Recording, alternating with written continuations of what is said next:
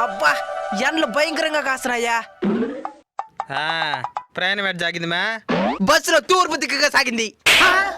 ఏం మ్యా ముగుడు పైన పంచులేస్తున్నావా? లేకపోతే ఎడ సాగితే నీకెందుకో, నువ్వు పిలిచే రాలే కదా. వస్తారు మీ పుట్టింటికి, చెప్పిన కట్టం చెప్పినట్టు ఇచ్చినారు కదా.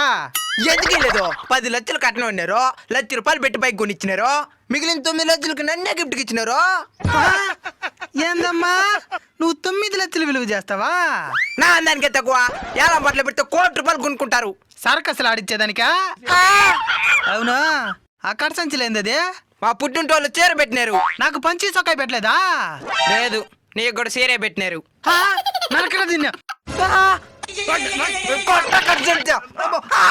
కట్ట సంచి పోయి కార్లు మిగిలినాయా? కొట్ట దీంతోనే